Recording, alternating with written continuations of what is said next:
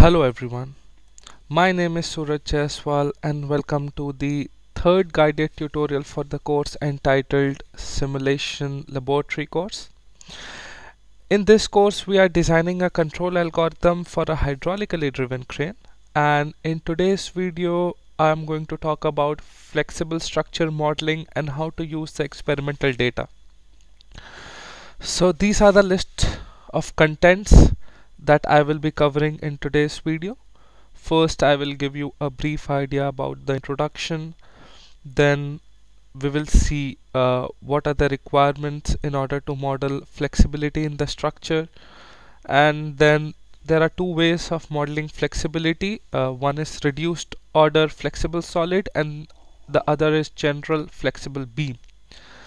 And at last I will show you how you can use the experimental data. So let's get started. So as you can see that we are trying to design a control algorithm for a hydraulically driven crane, and if you follow this figure over here, this is the setup that we have in our laboratory, and we will be measuring data. Of course, students earlier used to visit this laboratory and measure all the data, but due to the pandemic it's not possible anymore. However, we do have the data available, so we will make use of that data, and we are trying to model exactly a replica of that in this simulation animation, as you can see here. So this is the simulation model. We are trying to model something similar like this. Okay, so as per as the requirement goes, you see that the simulation can be thought of having a number of requirements. So there are some modeling requirement for the mechanical structure. Then there are requirement for the hydraulic actuators. As you can see, there is this cylinder piston, and this cylinder piston is actuated using hydraulics. This one is using hydraulics, and then this lift arm is the one where we need to introduce flexibility into the structure. So if you have not followed my earlier videos, please follow these two guided tutorial about the mechanical structure modeling and hydraulic actuators modeling. Once you follow this, then my recommendation is to follow this video. Otherwise, just follow these two first and then try to follow this one. That's like the usual order. And then at the end we will be modeling the control system, and the instructions about that will be available in the upcoming tutorials, so stay tuned for that. So this is our okay, if I'm blocking anything, this is what we are trying to model. So let me give you a brief idea first. So this is our pillar. This is made using one body. Then there is another lift arm. At the beginning we used a solid lift arm, so using rigid body. Then there are obviously some connecting components which are attached to this lift arm and also attached to this pillar. And then using the multi-bodies, cylindrical bodies, we model the cylinder and the piston. And of course there are some joints, such as joint 1 connecting the pillar and this cylinder, then joint 2 connecting the pillar to the lift arm, joint 3 connecting the piston to the lift arm, then joint 4 is between the cylinder and the piston, and then there is joint 5, which is a joint between the lift arm and an additional mass which needs to be attached. So this is the brief idea about the mechanical structure. Then we had the hydraulic actuator. So basically this joint over here, J4, is actuated using this hydraulic actuator, where we have a variable displacement pump, a 3x4 directional control valve, and a hydraulic actuator. And obviously there are connecting pipes and hoses which are connecting everything, and then there is a tank. We have modeled in our earlier tutorials everything manually, so we are not using the ready-made components. Obviously we used ready-made components in order to get started, but then later we had to replace everything with our custom-made blocks for all of these components except the tank, I believe. So that's a brief summary about the mechanics and the hydraulics. Now we come to the flexibility, and flexibility has to be there in this lift arm. So you see this lift arm, now we need to which is also called boom, and we will be modeling it as a flexible lift arm or a flexible boom, and that's why I have highlighted it as a different color here. So let's get started. So how can the flexibility be introduced into the structure? There are number of ways of doing that, but be very careful that we need to introduce flexibility only to the lift arm, only to the boom, not to the cylinder, not to the piston, not to the pillar, not to any other part, only the hydraulic boom. And why do we do this? Reason being, why we say this part is only flexible. There are two reasons. First of all, this part is hollow in nature if you follow the earlier tutorial, and the second reason, which is the most crucial reason, is that the length to the cross section area of this beam is too high. So this is too large in length, and the cross section area is not that huge, and for that reason this system in reality will be flexible.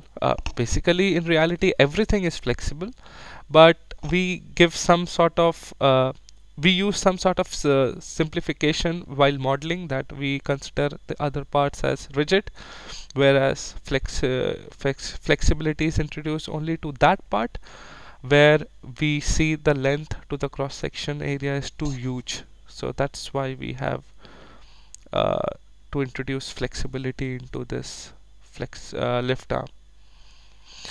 Okay, so there are two ways of doing it. The first way is using reduced order flexible solid.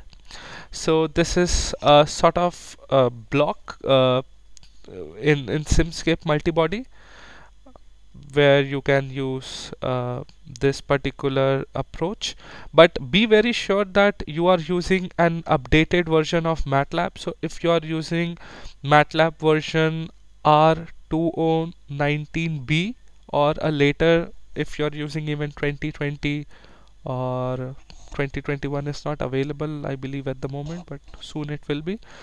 So even you can use those newer versions to use this particular block.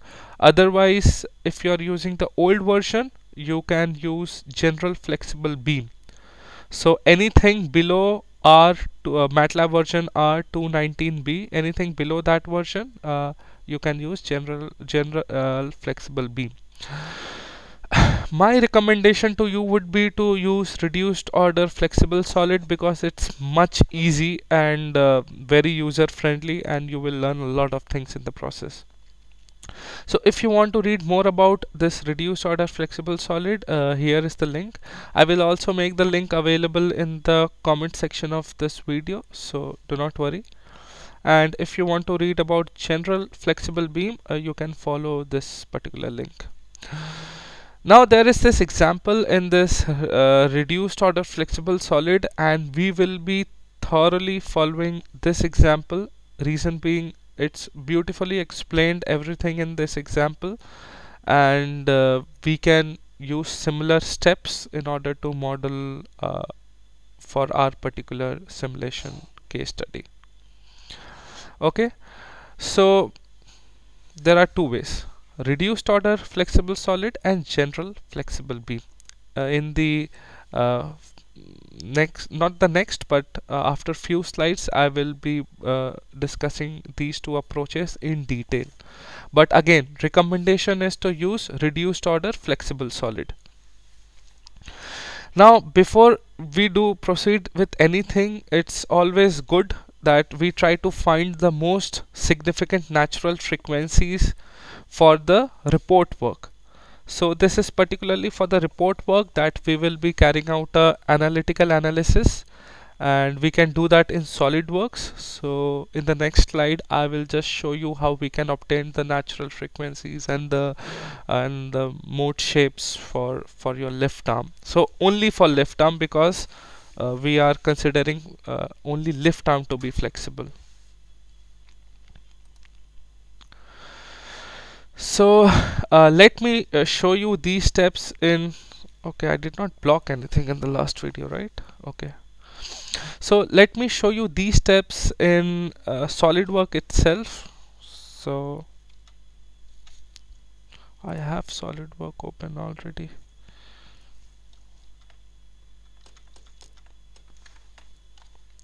Okay, so I am using a pretty old version of my SolidWorks, but that's fine. So I will just try to have a very simple example where I'm trying to open lift. Not, this is not exactly the example that we are using in the course. I mean, not like what you are modeling in the simulation work, but this is a pretty good example because it also has a similar shape where there is some sort of geometry like this and the other end is something like this. So this is a pretty good example, I would say. So okay, in order to carry out the analytical analysis for the natural frequencies and mode shape, what you need to do, you need to go, so over here you need to go to the simulation. So initially I think you would be somewhere here. You need to go to simulation, you need to go to new study, then you need to choose the frequency over here, and you need to just say, okay, you can name it as you like. Let's say I say frequency YouTube, so since I'm making this video for YouTube. So and then once you have done that, you need to define the material properties. You can even define the material properties on the top. So this is how the body is made. So you can define the material properties either here, or you can choose your part. So basically this is the first part. Then right click, apply and edit material. It will take a while to open it. Okay, so depending upon your case study, you can choose whatever material you like to use, or even if you want to have your custom made material, you can even use these options here, and you can explore the other. But anyways, so let's say alloy steel for example, and I apply.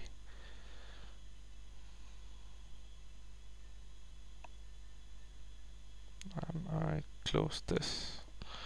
Okay, so now the material we have defined already, and for that reason the color changed. But anyways, so next step is to go to this frequency and right click and go to properties.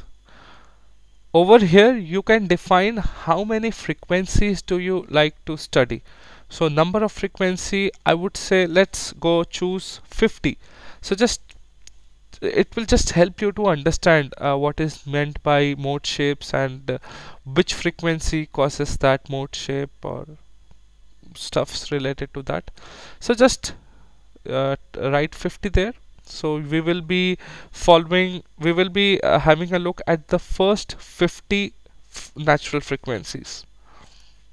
Okay, and once we do that, the next step would be go to this mesh, right click and then mesh and run.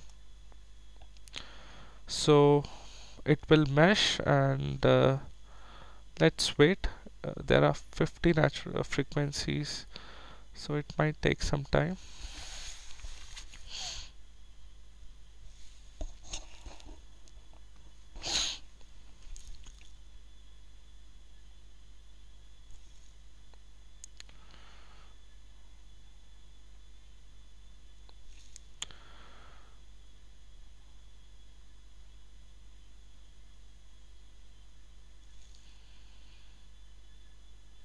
it is taking quite much time, a longer time than what it did 10 minutes ago. I don't know why. Maybe I have too many things open on my system. Maybe that's the reason.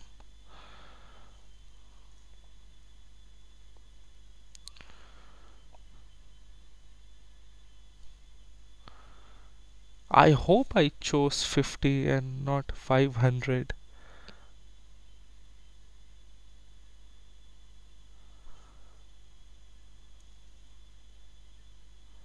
Let's wait for some time.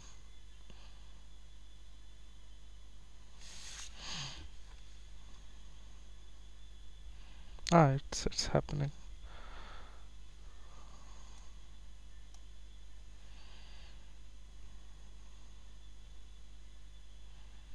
Something happened. Okay, so the result is already here. So visual was not updating on time.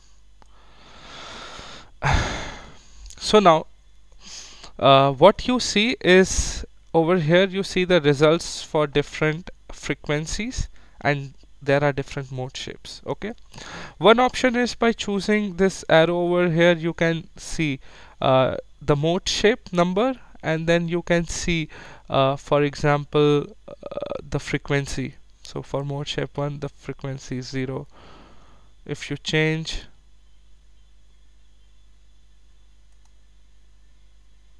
so for mode shape 2 the frequency is 0 again.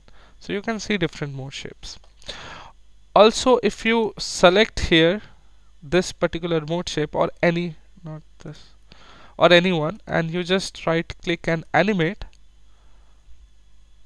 you can see the animation of that particular mode shape. Correct?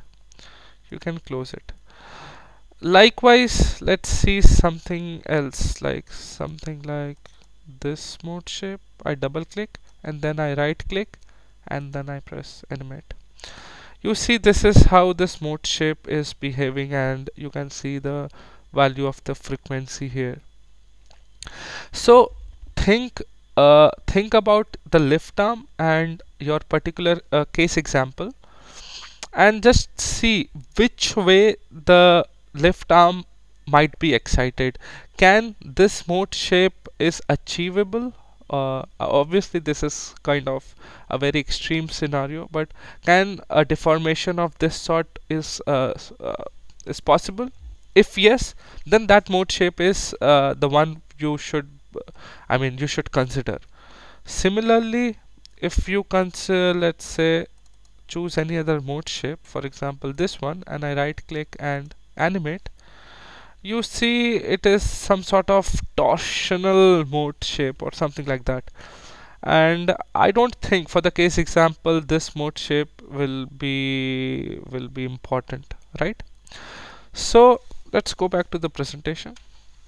Okay, so I actually showed you these steps already, so you can even follow here. So just think about the mode shape you see in the animation and think like, can it be excited for your particular case? If yes, then that mode shape is important for you. Otherwise, no. Also think about how high frequency you need to consider. So for every mode shape you see there are some frequencies associated to it, right? So you need to think for example, do you need to consider very high frequencies? Because very high frequencies requires small integration step size. So that is something you need to think. Note that the rigid body mode shapes and the uninteresting non-critical mode shapes are not important. Even high natural frequency mode shapes are not important. So the rigid body modes were the one which I showed you at the very first. So where the body, for example, will where the body will just move like this or in particular direction. So that is, and its frequency is normally 0, so those are not important. In the simulation report, discuss about the most relevant mode shapes that you think might affect the system and the control, and give proper reason for that, because that is important. It is just to uh, uh, initiate a thinking process within you, that why like certain thing happens in a certain way, but what is the reason and why that particular thing is happening that way. So just brainstorm it. So let's proceed further. In this one, let me close this. Okay. Okay. So now let's come to the reduced order flexible solid. Just a minute. I also need to see something. I hope it's opening. Let me show you if I don't know. Okay, it's here. Okay, so one thing, when I did this frequency YouTube, and over here when you see there are some performance log and some sort of log and different things are available. So if you go to this particular logs, you can see there are number of no, like for the case that we considered, there were like 13,719 nodes, there were 8,436 elements. Degree of freedom for that system was 41k, something like that, and the total solution time is this much. So obviously you can find these data from the folder where you are carrying out these activities, but that was just to give you an idea. But anyways, let's come to this part, reduced order flexible solid. So before using this reduced order flexible solid, make sure that you are using an updated version of MATLAB, which is MATLAB R 2019b, or a later version. 2020 is even better, or if you're following this video in other years, it's I think 2021, 2022, then these updated MATLAB will have these options available. So okay, let me go to my MATLAB. I have my MATLAB open as well. So MATLAB 2020, I will type sm new. It will try to open a new Simscape window. In the meantime, let's see the presentation. So this is the path where you can find this particular block, so reduced order flexible block, and for this one you need partial differential equation toolbox as an add-on. So if during the installation these options are checked by default, but if it's not checked and you don't have it in your system, so I would suggest you to just in your MATLAB space try to go to this add-on. It will open another window for you. Just try to search partial differential equation toolbox. I think toolbox is together. Yes. So this is the one that I'm talking about, partial differential equation toolbox. It's already installed for me, so you can even cross check. But anyways, so this is in MATLAB 2020. This is how your system looks like, and you can go to library, you can go to Simscape, multibody, body elements, flexible bodies. This is that reduced order flexible solid block that we are interested in. Okay, so if you see this block, if you double click this, you will see some options here. Let me very brief you about these options. Okay, So the unit is obviously we are using SI unit so far, so MKS system. In the geometry, we need to define the geometry for our case study, so the lift arm, and the number of frames we can define as we like. So at the moment it's 1, for that reason this is F1. If you make it like 3 and apply, it becomes F1, F2, F3. So this is just to give you like you need to know how many frames are required. So basically the reference points, uh, so that this particular part of the model is connected to the rest of the model, right? Then we need to define the origins are basically the points of these frames. So in your body, what are these points? And then accordingly you will define the stiffness matrix, mass matrix, and this stiffness coefficient.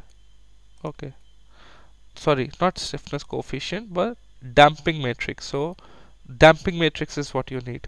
Okay, so accordingly you need to define stiffness, mass, and damping matrices. Perfect. About this visual, you can just, this is just for the graphics. Once I will upload our geometry, then I will show you how we can change the color and everything. Okay, so far what we need the geometry as an input, and then the points for these frames, and then the mass and the stiffness and the damping matrix that we need to calculate. Okay, fine, these are the our requirements.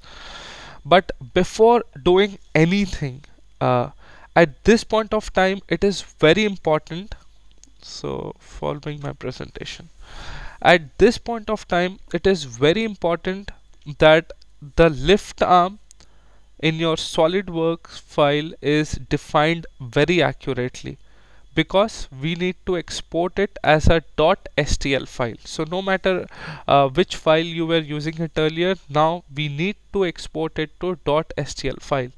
And before exporting, we need to cross check everything over there and see if everything works fine or not. So the first step, first cross check, is if you like, I don't know how you are modeling your lift arm, because lift arm has some parts, such as if you see here, it's not visible here. Yeah, I think this is a good example. So if you see this lift arm, this has some feature like this. If you are already modeling that in one file, it is fine. Then you have this lug 1. If you follow the first guided tutorial, you will understand. There is also this lug 1. I think you might be defining that as a separate file, right? So if you have defined everything in one part file, the lift arm, that's fine. If not, then my suggestion to you would be to combine everything in SolidWorks. So basically, even if you are using assembly, like you are making different parts in different places, and then just for the lift arm you are trying to make an assembly file, even in the assembly file you need to combine all the parts. Reason being, it will help you to avoid error such as invalid STL at later stage in the modeling process, right? So how you can do that is, let me open my SolidWorks. So okay, let me open the same model, and this is my model. So what I need to do is, I just need to select, okay, I just need to select, and then I need to go to insert, then I need to go to this, where did it go, feature, no, not feature works, but feature, okay, it's here, feature, and then this option combine. Okay, so insert, features, and combine. Okay, so for me this option is not coming. Reason being, I just have one part, so that's fine. But if you, in your assembly file, if you have different parts here, then select all of it, make sure you have selected all your parts carefully, and then you need to combine and save it as a uh, dot stlprt, so basically a SolidWorks part file for now. Okay, let's go to the presentation. So I showed you this part already. Now the next part is defining the origin properly and some connection points. So why do we need to define the origin and the connection points? Is because we will be using these points to define the interface frame. Interface frame are the frames that is basically, for example, if this is our left arm and I know that uh, there will be some connection point here because this will be connected to the pillar, and there is this cylinder piston, basically piston connected to here, so there will be some point here, and then obviously somewhere over here you have your uh, additional mass, so there needs to be some point defined here as well. These 3 points will be used to within this uh, reduced order flexible solid as interface frame in order to constrain our flexible body, but I'll come to that, do not worry. So just be very sure that you have defined all the connection points carefully and the origin as well. Okay, so how you can do that is, let me show you. For example, in this case, my origin is somewhere defined here, somewhere here, if you can see right over here. This is my origin, which is very good because this point over here, which is very good because if suppose this is your left arm, like I don't know how is it for you, but if this is your left arm like this, and suppose this is where the joint 2 is, or where it is getting connected to the pillar, then this place or somewhere here will be your where place for your additional mass, right? So a very good idea would be to start first of all fix the origin. Now if you followed my earlier video, I think I told you that the origin should be somewhere here, so the connection point where this body needs to be connected to the rest of the system, basically the pillar, because then modeling would be easy. But now my suggestion to you would be to choose origin at the center of mass. It's much easier. But if you still want to have your origin there, it's still fine, it will still work. You just have to define your interface frames carefully. Okay, the dimensions of the interface frame carefully. So let's suppose I'm defining the origin at the center of mass. So what I can need to do first, I need to go to this reference and I just need to select center of mass. There will be center of mass here. Perfect. Then I need to go to reference, I select coordinate system, and since this center of mass was pre-selected, so obviously, so I pre-selected the center of mass from the tree here, and then I just went to reference and coordinate system. So this is my and then of course you need to press OK. But just for your note, you can change the axis, the directions of the axis as you like, X, Y and Z. I made it default as it is over here, but you can change the direction as well. So, and then I press OK. So this is my coordinate system 1, is where I want my origin to be. Still my origin is over there, remember, so over here somewhere. Okay, I am just defining new points where I want things to be fixed. Okay, now suppose my first point is over here, so basically somewhere in the air there should be a point where this part, this left arm will be connected to the pillar, right?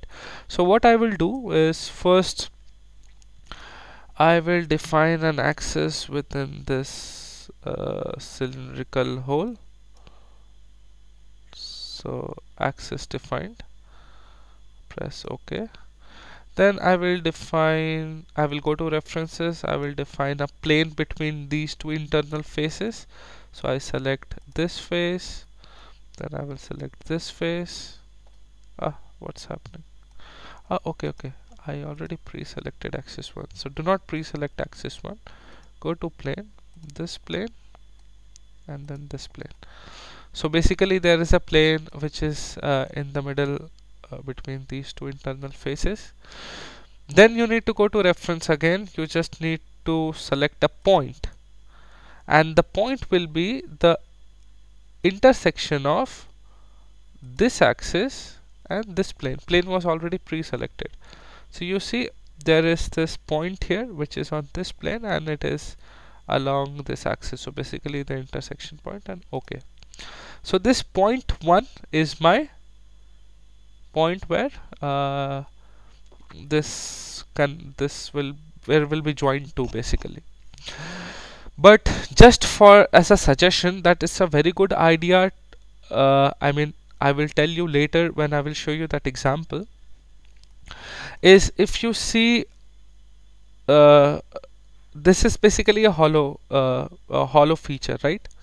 But in reality, when you connect the pillar with this lift arm, there needs to be some pin there in reality, right? Some sort of pin joint or something like that.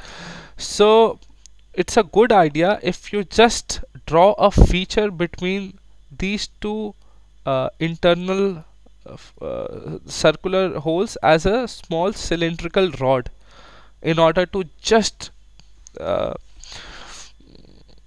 for your understanding that this between this circle and this internal circle, just define a feature which is the cylindrical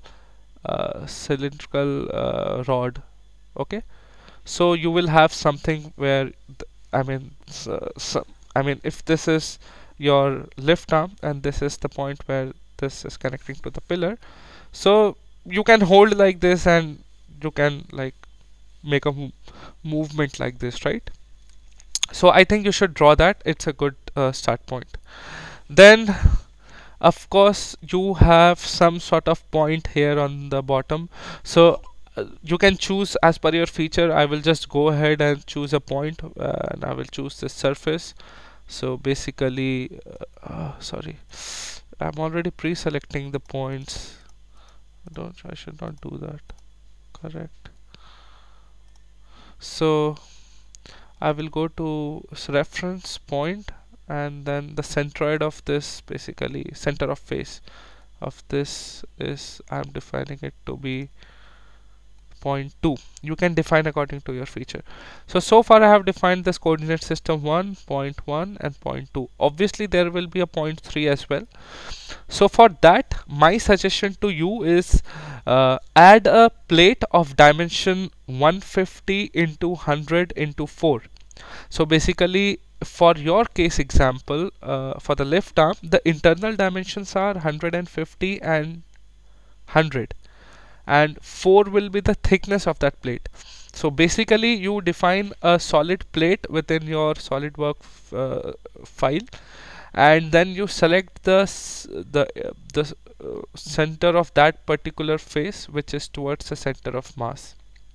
Okay, so it is just for your understanding that the point you will define using the inner face towards the center of mass is the one where you will define your interface frame, which will be used later in the reduced order solid, and the outer part is the one where the additional mass will be connected. So that is just to make your life easy in terms of modeling the flexibility, because we will be following the example, and when you see the example, then you will realize that we are trying to make your system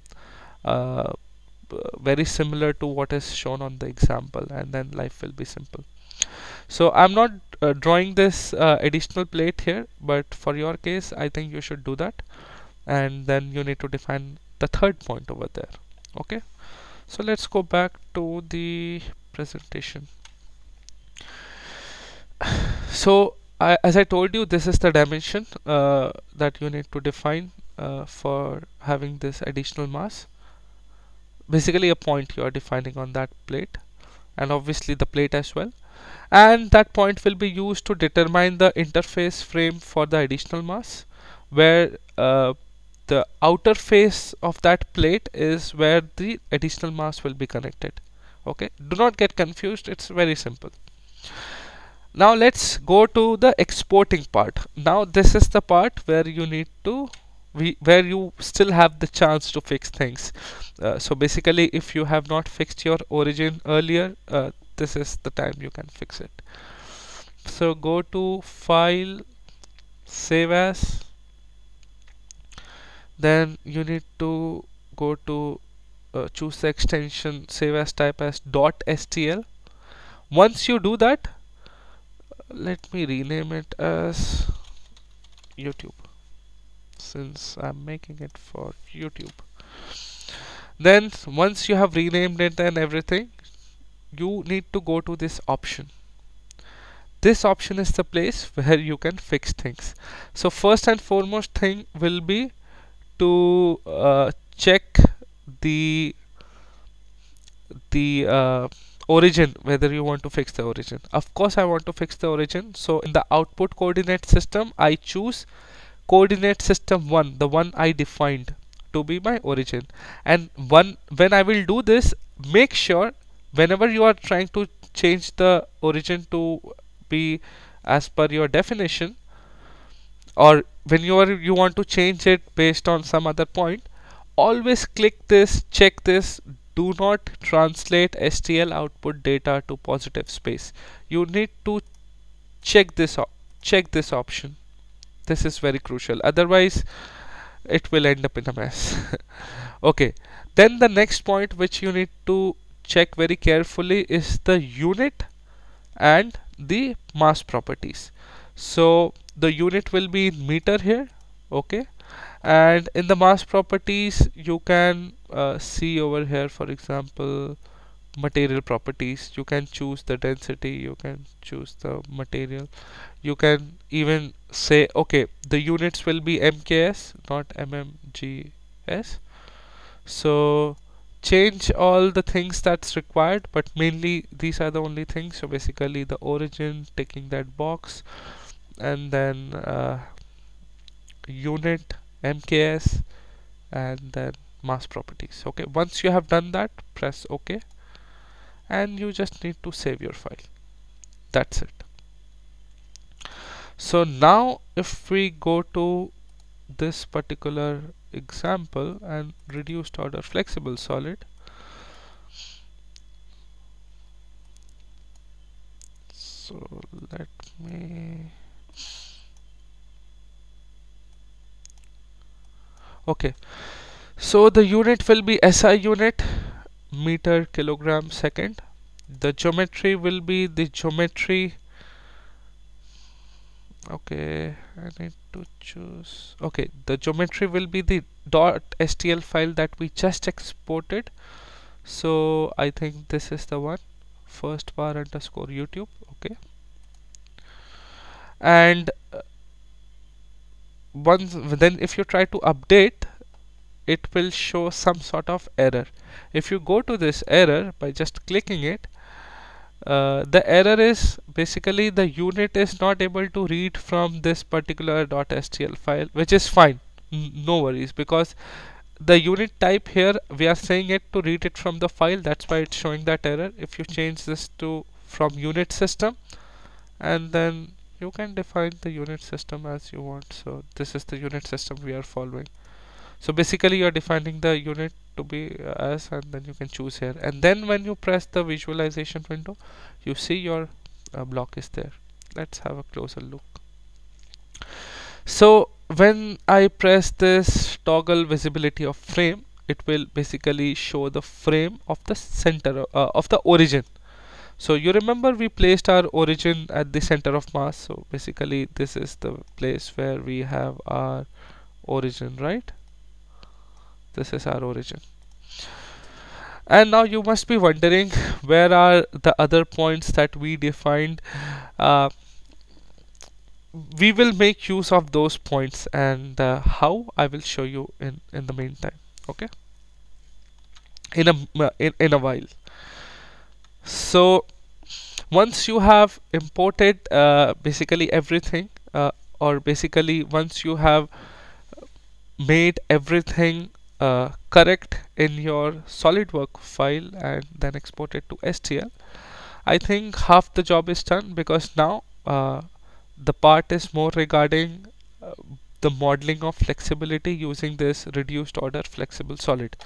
So this is one example which we will be following thoroughly in this tutorial. Why is because this is explained very beautifully here, and this is something very similar to our case study as well. As you can see, if you see here, this is this flexible, this is actually excavator dipper arm, okay, where you see this point is where this is connected to the mechanism, then there is this point which is connected to the mechanism, and then there is another additional mass which is connected on the end of this block. So it's very similar to our lift arm. And you see why I asked you to have this cylindrical rod there is because of this reason, and a plate here because I mean the, in this example the end of this particular lift arm is chosen as the third interface frame, but having a small plate is fine as it's very thin and not causing anything. So just to make your modeling process very simple and very similar to this particular example. So before proceeding anything, this is that example. Let me just show you this example. Okay, so if you just copy this example into your command window on your MATLAB and just run,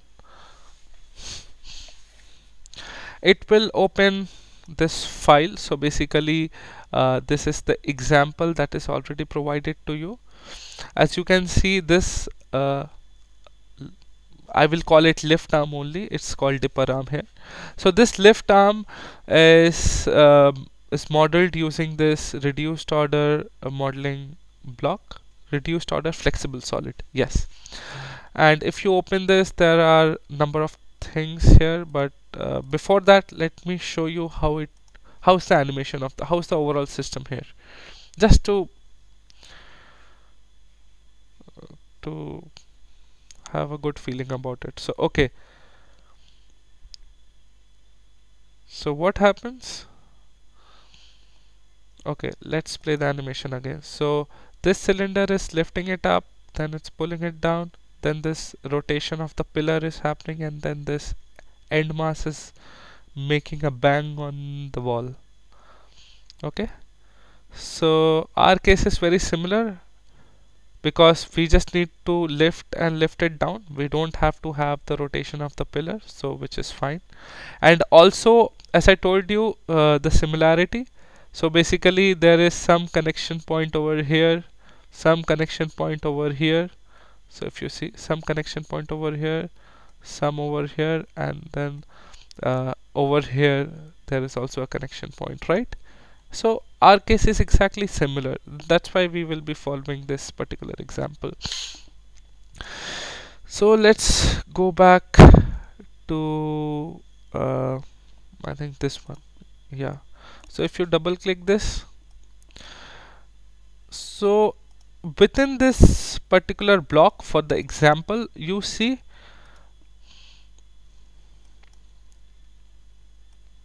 okay, so you see we have already defined the geometry and the unit, and we also know that even in our case the number of frames will be 3. But what we don't know are these values. This, as you see, they are using some sort of substructure arm.p, arm.k. So basically the coordinates of these frames and the stiffness, mass and damping matrices. Obviously we don't know. And about this graphics, I told you that I will explain you in a while. So for the graphics, you can just say either from the file or just simple, and this is red, green, blue RGB, I'll make it more red. So, and if you press F5 or update the visualization, the color is updated. So it's up to you, whichever color you like. But if you see the other ones are the one that we need to define. Okay, how we can define that? We have to write a separate script for that. And since we will be changing some of the parameters there, so it's a good idea to write a separate script. And there, from there, we can basically import the data like it has been imported here. So over here, the way of importing is just it has defined ARM as some sort of substructure, and under ARM there are there are categories such as P, K, M, C. So basically this points, stiffness, mass, damping. Yeah, it's just calling those parameters. Okay, where are these substructures defined, or what are the parameters? Okay, so if you follow this example, you will realize no matter wherever you are working, obviously under MATLAB, under the example, under your MATLAB version, you will have this example already there. Okay, so and within this example, you have this Simscape multibody file, so .slxc, and obviously you will also need to keep within the same folder that .stl file which we exported from SolidWorks. And within that, you need to define the live MATLAB script for defining all the stiffness, mass and damping matrices. So if we click this option, not option but just this example, you see this is the live MATLAB script for, so exactly the same thing which what you have here.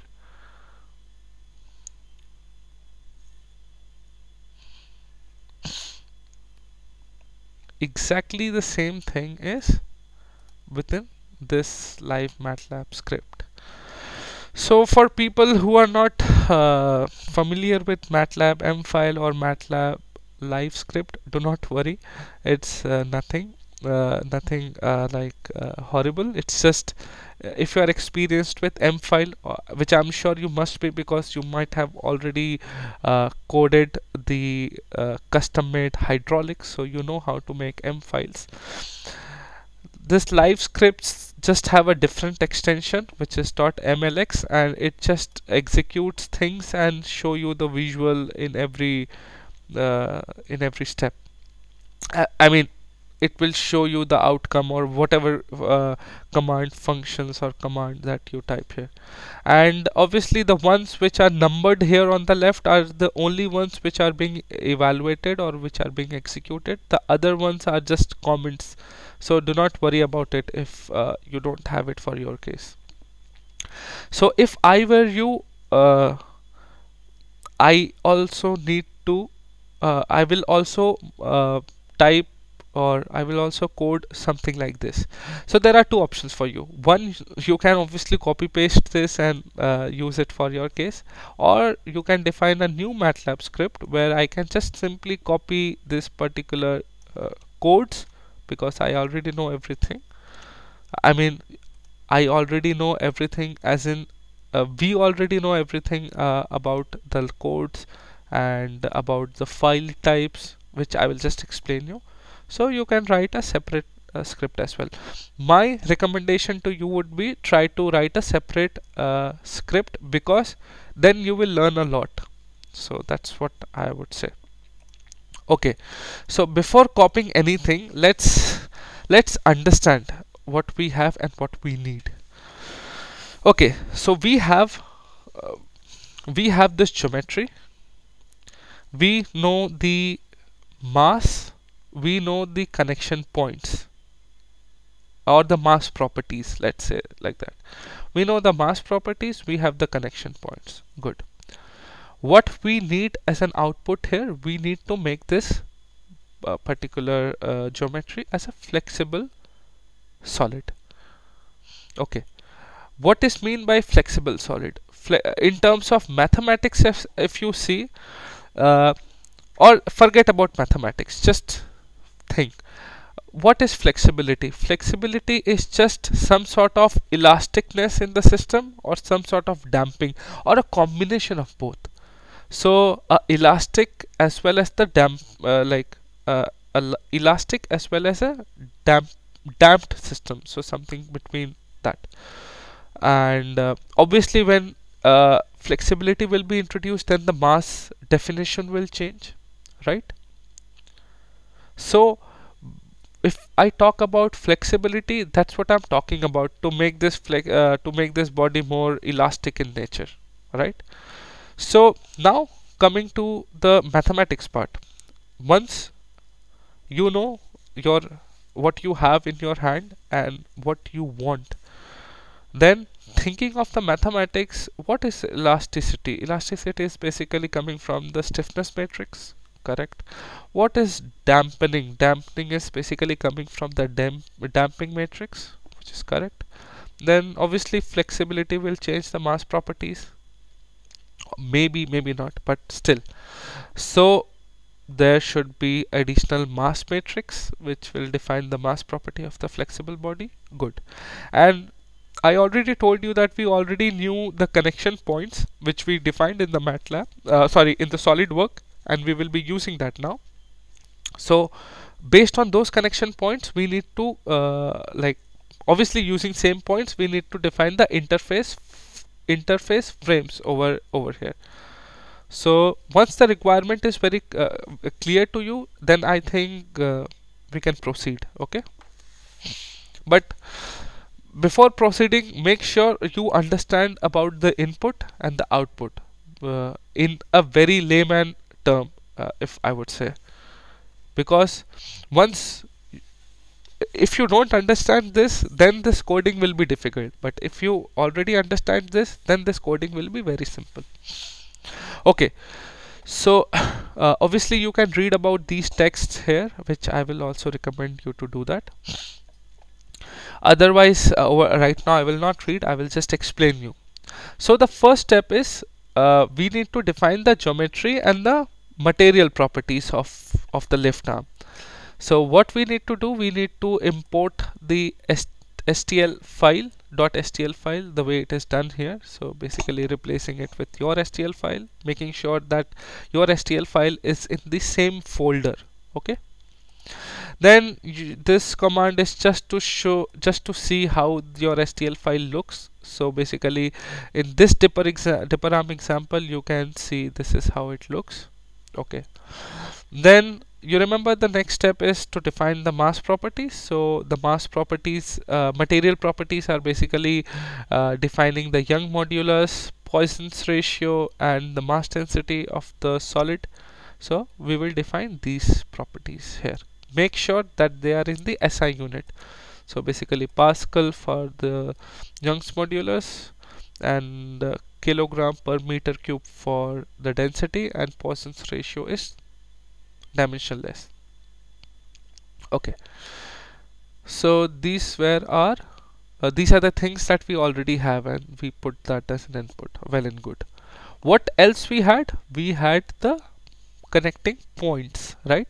So now we will put that as an input, and basically that connecting point over here, it is called as interface frames. So basically the frames that we are defining in our flexible solid, which will be connected to the rest of the system. So you remember in the SolidWorks what we defined? We defined frame connection point 1, or frame, whatever you want to call. Frame 1 to be here somewhere, which is connecting to the pillar. Then frame to be somewhere here, which is connecting to the piston. And then frame 3 on the plate, which will be connected to the additional mass, right? So in the same order, make sure, like over here I have chosen F1, so frame 1, frame 2, frame 3. If you want to change your order, that is fine, but make sure be consistent, like the same order will be used throughout this file. Okay, so this is X, Y, and Z coordinate of the first frame. How you now you will like ask me, what are these XYZ and with respect to what.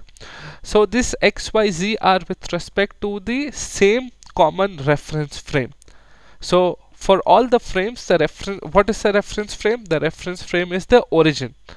And that's why I said to define origin in the center of mass. Then accordingly you can define all the frames with respect to the origin which is at the center of mass. If for some reason you chose origin to be somewhere else, then these points will change obviously, but the process will remain the same. So the process that I'm going to just explain you. So in order to determine this x, y and z the z coordinates, what you need to do is, for suppose this is for point 1, let's say point 1. Okay, I just select it from the tree here. Then I need to go to where was it? Evaluate. Then I need to go to measure. And measure with respect to what? Measure with respect to this coordinate system, because this is the one which we are taking it as origin. And once you click that, it is showing the distance to be 0.10 meter. Obviously it's along the x-axis, that's why there is no x, y and z, it is just one distance. So basically my first point will be, if we follow this example, my first point will be 0.1000, because it's in the positive x-axis, right? Then suppose I need to find this point 2. I need to measure with respect to the coordinate system. Now you see the x coordinate is 0, y coordinate is 0.01 meter, and the distance is basically the distance between 2 points. But do not worry about the distance, focus on this x distance along x direction, distance along y and z. Obviously my points are the simple ones, so I am having simple ones, but for your case the points will vary, these numbers will vary. So my second point will be 0 and 0. How much was the value? 0.01. so over here it will be 0, then 0.01 and then 0. And likewise for the third point also we will define our frame. So once we have done that, you can simply use the same commands as here in order to calculate the number of frames. So basically the size of this origin and the number of rows that are there. So that's what this line of code is saying. Okay, so then our second step is done. What is our third step? Third step is basically to create the finite element mesh. How we can do that? We can do that using this generate mesh.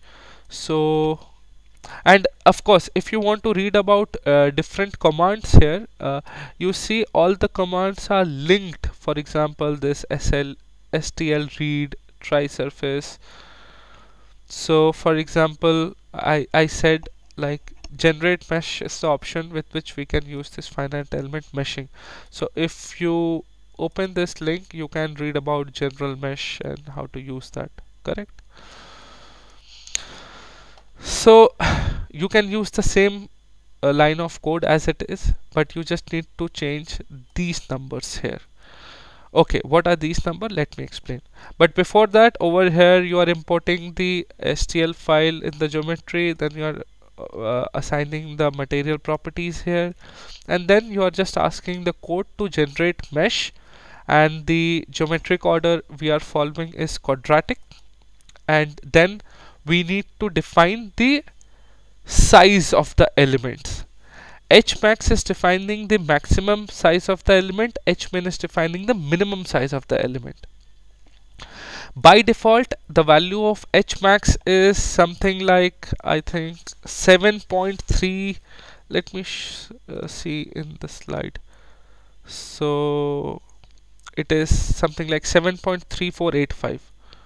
Okay, so 7.3485, whatever, you can check from the slide. Okay, and Hmin is there is no default value here, but normally it can be 2.5 as well. But over here you see this is a very fine mesh because the elements are like too small. So be very careful if you want to use this very fine mesh, you can end up giving up the computational load, and even though you will have a very high accuracy, but you need to find a balance between accuracy and computational load, right? So if you see this example, in this example, I mean, if you see this generate mesh link over here, they have shown if what will happen if you change the h max to be something else than the default. So I would say you can start with h max as 5 and h min as 2.5, and you can play around that value, correct? So then obviously play around that value and find the balance between accuracy and the computational load. Okay, now once you have generated mesh based on the size of the element, then the next point is now suppose this is that flex lift arm, your lift arm, right, that you have in the simulation work, and you already generated mesh and everything, but then we also defined the the interface frames or the connection points. Now we need to say that this particular lift arm, which has finite elements, needs to be constrained at these particular connection points, because that's how it is in your system, because these points are constrained, because these points are connected to the other part. So there is no free movement like this, there is always a movement like this, right? So these points needs to be constrained, this and this, where your mass is added. So in order to do that multi-point constraint for the interfaces, first of all, the first step is to just plot this figure. So basically the finite element model figure which you have, and then there are different phases defined over here. Let me show you. If you just run this particular section of the code, okay, so you can use this zoom option. It's still executing. So you can use this zoom option to see there are like different faces has different face IDs, so F24, F37 and likewise. What we are interested in is the frames where our connection points are there. So now you see, okay, so this I don't know why it's not cooperating with me. So if you see this cylindrical part here, F1, that is F1 by the way, and now you know for this reason I told you to have this small cylindrical feature even in your system. Otherwise I am not sure which surface will be selected as F1, because then there are two and then there will be a confusion. So let's avoid that confusion. Then there is another face somewhere here. So over here also they have this cylindrical feature, but in your case there will be a surface, so it will be easy to select the face ID. And then there is obviously a face ID at the end over here, which is F27, right? Okay, so you just zoom out and zoom in and note these face IDs, because in the next step you need to define these face IDs in the same order the way you defined this this frames here. Okay, so using the same order over here, you need to identify the face IDs and then just list it over here. In this case you see 27 is before 23, because this is the order that this is the order in which he or whoever coded this script, he has used the same order here. So frame 1, 2, 3, these face IDs are corresponding to frame 1, frame 2 and frame 3, as simple as that. So once you have selected this face IDs, in order to verify whether you selected the correct face IDs or not, what you need to do, you need to just use this part of the code. So basically you can copy paste, and then you need to execute to just see okay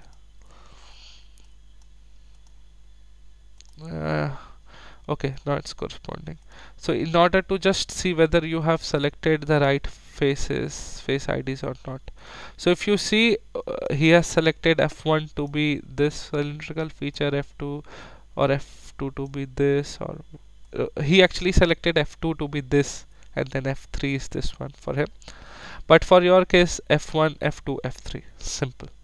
Okay, so you can see these ones are highlighted in different color already within this finite element mesh. So that's what we need. So now you are sure about the face IDs, and you are sure about you have selected them carefully, and you can even see the finite element mesh has been created. Okay, once that has been done, you just need to call this structural BC function to define the multi-point constraint for the boundary nodes in these faces. So these faces are basically acting as a boundary node, and boundary node means they are being constrained at these particular locations. So again, using the same code, you can just use I mean copy paste it to your file. Okay, once you have done this, I think 90% of the job is done, because next what we need to do is just we need to generate the reduced order model. How we can do that? So reduced order model is based on Craig-Bampton method. I'm not sure if in the lecture class you have been taught this method or not, but if not, no worries, you can just Google Craig-Bampton method, and then you can figure out yourself. But that's not a big deal. So okay, now you need to just follow these codes. So in this line of code, it is defining the frequency range for which we are interested. Over here the frequency range is from 0 to 1e4, so 10 to the power 4. I don't think we will be interested in that huge frequencies, so depending upon your frequency range, which you are free to choose, you can even reduce this frequency range to be some other value, right? So this is something you have to fine tune. So depending upon your frequency range, you can define this reduced order model, and within this reduced order model you will have this, as you see, arm.p, arm.k. These are the ones which are being used in that reduced order flexible solid in Simscape multibody, right? So you can just follow these codes, these lines of code as it is, and you can get the stiffness and the mass matrix from it. But for the damping matrix, you need to define a damping ratio. Over here the damping ratio is 5%. For your case it should be 2%. So basically value will be 0.02. Then you need to define this arm.c using this compute modal damping matrix, and this one is at the bottom. The code is at the bottom here. This function is at the bottom, which just inputs damping ratio, stiffness and mass matrix, and based on that it will give you a damping matrix as an output. Within this code you can follow the steps if you are interested in more detail, but just one important place that where you have to look carefully is this tolerance zone over here.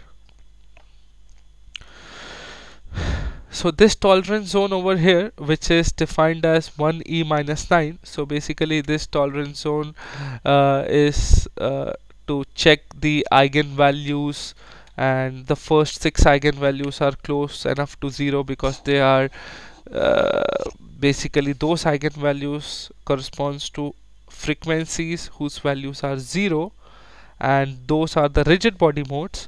So for that reason, this tolerance is cross-checking that. So even you can reduce this value from 1e minus 9 to 1e minus 7. And just a cross check now, if you remember the SolidWorks analytical analysis of all the mode shapes in SolidWorks which we did a while ago, the first 6 mode over there will also be rigid body mode. You can just cross check. So this code is exactly checking the same thing over here. So you see where there we did it analytically, and over here we are just using the code checking the same thing, because we want to get we want to make sure that those the frequency corresponding to those nodes are 0. So this one is basically, this command is giving you the frequencies and the eigenvectors. Okay, so once you have done that, you can carry out the generalized you can compute the generalized mass and the damping matrices and you can calculate the generalized mass matrix, and then based on that you can compute the damping matrix for your system. So just more detail. But anyways, once you can follow the same code and change the value to just see what works for you. Obviously it is just my suggestion that try to change its value. It might not be necessary for your case, so just check that. Once you have done that, we are almost done. All we need to do is rearrange terms.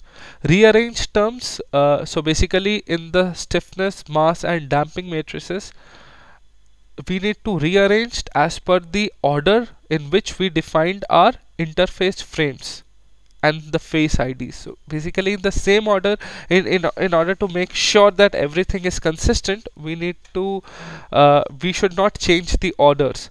So this particular lines of code are just reassuring that the order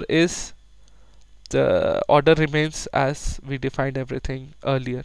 So I don't think you need to do any changes here because it will take care on its own. So just for your note, that this line of codes are making sure that everything is in this order: frame 1, frame 2, frame 3, then this face IDs, whatever it comes for your case. Correct. So once you have done that, you can even run it if you like, otherwise it's fine too. So basically it will save everything in the workspace here if you run it, and if you choose not to run it, which is fine too, all you need to do is like in this example, what it did is just it called this substructured with the respective field as arm.p, arm.k, arm.m, arm.c.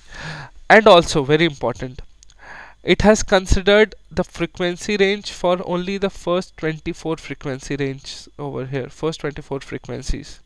Okay, that's why these commands are there, like rows 1 to 24, column 1 to 24. Similarly for the mass, similarly for this damping matrix.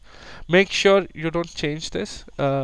If you want to see for other frequency range, you can, but 24 is enough, I think. Okay, so just you need to copy like what the way you define your commands here in the final one.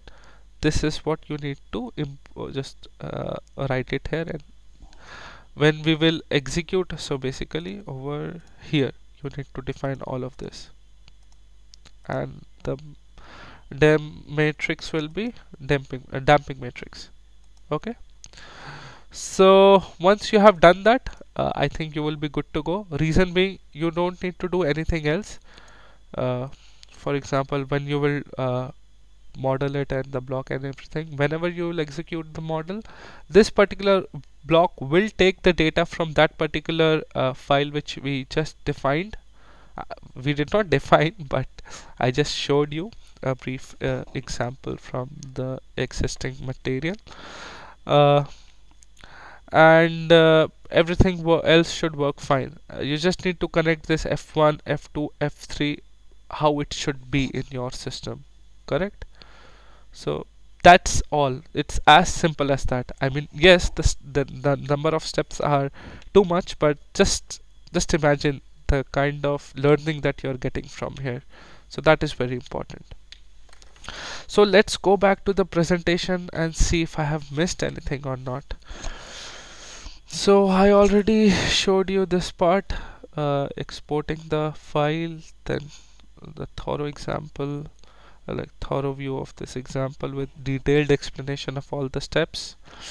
Then even I showed you while explaining the example, you should use the following information. So basically you should not use a very fine mesh. You need to find use mesh something like hmax can be around 5, hmin can be around 2.5, and then you need to play around for those values, but try to find a balance between accuracy and computational load, because if you increase the mesh size, the computational load will decrease, but then the accuracy will be affected, right? And then I also told you the default value of hmax is 9.7485. Okay, in the frequency range I also told you you can reduce it from 1.E4 to some other value as you like. And for the damping matrix, you should use 2% damping. And then you can even play around with this within this compute model damping matrix. You can change the tolerance from 10 to the power minus 9 to 10 to the power minus 7. Okay, I think this part I have thoroughly explained very well. So let me go to the other part very quickly. So okay, in the general flexible beam, this is another way of modeling it, and let me tell you, modeling it in this way will be difficult for sure, because the other, I mean the one that I explained just a while ago, it's much simpler. Steps are the steps are more, but it's simpler. Over here it's a little bit complicated in my mind, to be honest. But in order to learn about using this general flexible beam block, you can follow my previous tutorial. So basically tutorial 05 from 1 hour 4 minutes onward. I will provide you the link in the comment section of the video of this video. So you can follow that link for that particular video first, and then you need to restart this video from here. Okay, so what we will do is the lift arm that we have is we will replace that with a profile created in general flexible beam. So as you know by now, by following that video of, or if you have a if you already have a knowledge about it, so you can you already know that in this general flexible beam we model profiles. As in, if you see here, we have a hollow profile. Lift arm is a hollow profile, has a hollow profile. So what we need to define, I think I'm not blocking anything, right? This is x3 y3. Okay, so what we need to define these points here in order to create this profile. So we will start with, let's suppose x1 y1, and we will go anti-clockwise. We go x1 y1, we define this point with respect to the origin is over here 0 0. Then we define x2 y2, then x3 y3, and then at any point you can cut the profile and go inside the profile in order to define the internal points, but in the clockwise direction. So after, for example, after x3 y3, you can define x4 y4, and then x5 y5, and then likewise in the counterwise direction, in the clockwise direction. For the external profile, for the external part, you need to go anti-clockwise. Then you can cut the profile anywhere as you like, and then you can define points clockwise for the internal profile, correct? So Likewise, you obviously over here it is just shown for few points, but you can define it for the entire feature. If I were you, I would start somewhere over here in the middle. Then I will go anti-clockwise all the way to suppose to that particular point again, and then I will come to the internal point by cutting the profile, and then I will define all the internal points in the clockwise direction. Okay, so I already told you about these two steps. Okay, now the third step is, if you okay, let me show you where you can see the okay. So if you see this lift arm, you see there is lug1 also connected. In general it should be connected, right? And then there is this feature which is also connected. So if you choose to define the flexibility using this general flexible beam, of course you can do that, but remember that you need to attach the other parts to the lift arm. So basically you need to attach the other parts with this created flexible profile. And what are the other parts? This connecting part, basically this one, and then the lug one. Okay, so you need to be very careful about that. And also you may need to make assemblies and export STL for this, so it's up to you. But the good suggestion would be, you don't model this entire flexible beam as one part, but you can divide it into three parts. So define it in three blocks. So basically general flexible beam one, which will be a block which is modeling this part, so from this end to this end. Then the other will be from this end to this end, where the additional mass is connected, and obviously this value will vary for everyone. And then there is the rest of the length. Why this way it will be beneficial? Because then you can simply make connections between these two points, and also you can say, okay, at this point, using some sort of weld joint or something, you have your additional mass attached here in Simscape multibody. Similarly, you can do it even for this lug one, and similarly you can do even for this connecting part for the lift arm. Okay, but as you can see, even though the steps are less, but the complexity is much more than what it is there with respect to this reduced order flexible solid. But over here also remember that increasing the so you can define the number of elements in the general flexible beam in Simscape multibody, and remember that increasing the element count will definitely increase the accuracy, but will decrease the computational load. So you need to try to find a good balance between accuracy and computational load. Okay, and try to use similar sized elements in all these three parts. Otherwise the flexibility will be different in all these three parts. So try to have a similar size of the element. And of course you can use rigid transforms to determine the connection points needed for the parts. So if somehow I think in the general flexible beam the z direction is along the length, but in our case the z direction is outside the plane. So of course you need to use this rigid transforms in order to determine the connection points with respect to lug1 additional mass or this additional connection over here.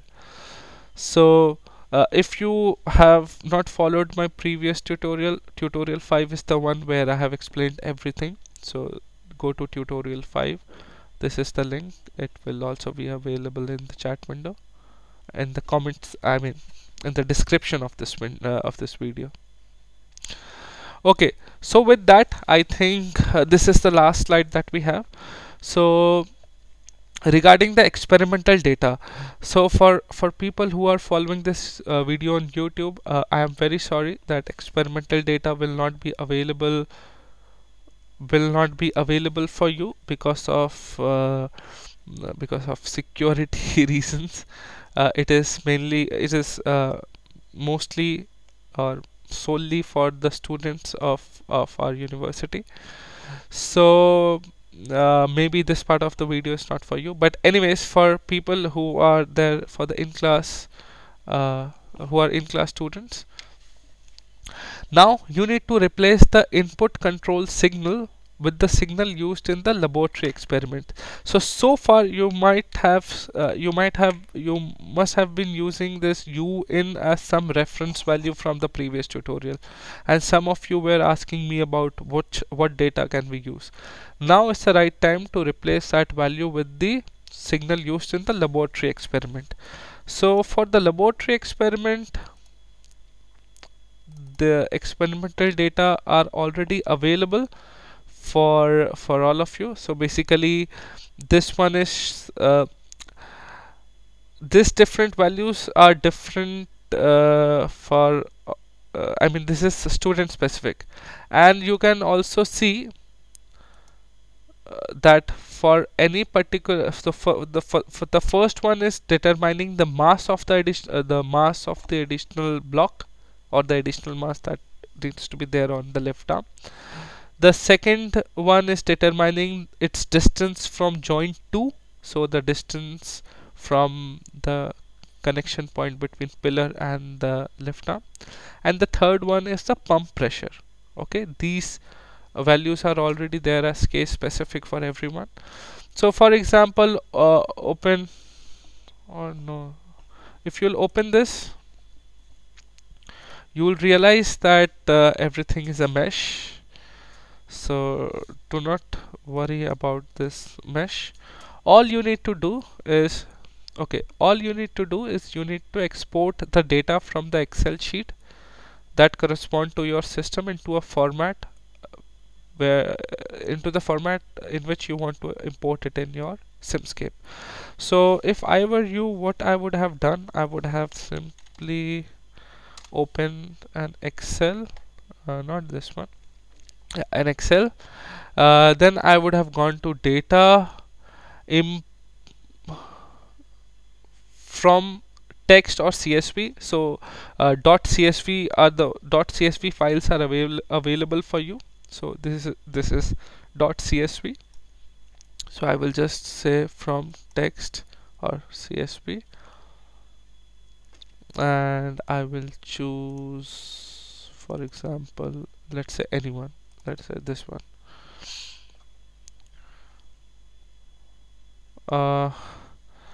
Then I can already see there are some I mean pre-default values are there, but if not, you can see you can use the delimiter as comma. There are other ones as well, but it is based on the first 20 rows, 200 rows. Then okay, load, let's load the data. Okay, once you load the data, you can see in the beginning there are some different values, the minimum and the maximum and everything, but the actual value starts from here, 27, these trace values. Okay, these are the ones. So if you scroll down, these are the values that's available for everyone, and it's different for every student. So be very careful. Let me see in the slide.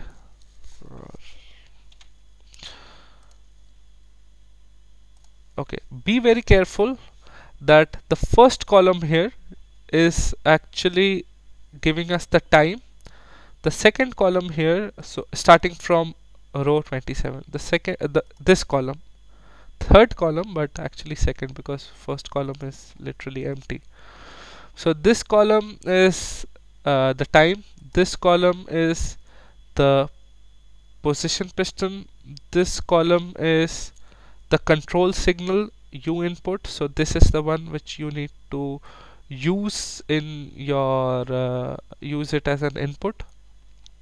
Okay, then you have, oh, it's already there. Oh, okay, these names are already here. So this is it's in Finnish, but you can always translate.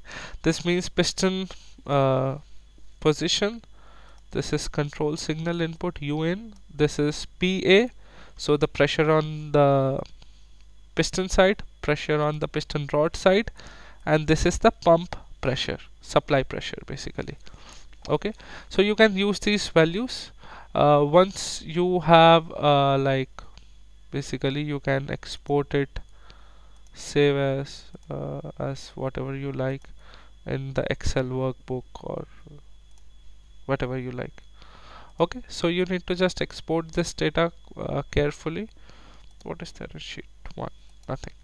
So once you have exported that, well and good, or maybe you can export it into the format which will be supported in Simscape multibody. Okay, once you have done that, you need to then import your data into Simscape. So how you can import your data? You can use from spreadsheet block. You can use this data, and then obviously it is just asking you to define the file name and which sheet you want to use, the range you can define and everything. You can read about this if you follow the presentation slide. So you can read about this from this particular link, and let me see, and you can follow the steps here. It's already given nicely, so follow these simple steps and then you can import your data into your workspace in Simscape multibody. Once you have done that, it's a very good idea to use the same input control signal and then compare the results with respect to your simulation model, right? And at this point, as you can see in the figure here, this this result will not be similar, and I even do not expect your simulation model to be the same as the experimental data at this point. Reason being, so there are some values such as your initial conditions, your position variable at the beginning of the simulation. These data vary, right? And for that reason there is some sort of differences between the two results. Once you match these two data, then it should be very close enough to the experimental data. So basically you might have to modify the initial conditions and position variables to match with the initial configuration of the laboratory experiment. Okay, and even if you somehow you are unable to do this, make sure you figure out the main cause of it and then write it in the report. But I am sure if you figure out the main cause of it, you can actually fix it yourself. So that's a trick to make you work, but just make sure you know the reason and try to fix it. If you are unable to fix it, then try to put that in writing why you did not do that. So with that, I come to the end of this presentation. I think it went quite long. It's already 1 hour and 38 minutes and counting. But anyways, if you like this video, then give it a thumbs up, and if you have any question, then please and if you are an in-class student, then please you can email it to my email IDs. This is my official email ID from the university, and this is my personal email ID. And also you can ask me as many questions as you want. And if you are following this video on YouTube and you are not an in-class student, then please post your questions in the comment section of this video, because I have been receiving lately a lot of emails in my personal email ID and it's not possible to answer everyone. So my recommendation is to please post it in the comment section and I will answer your question.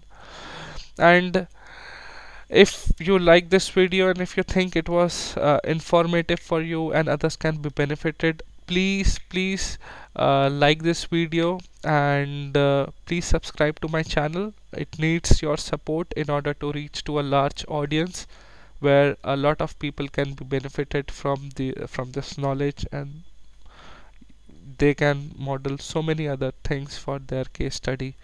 So thank you very much and have a good day.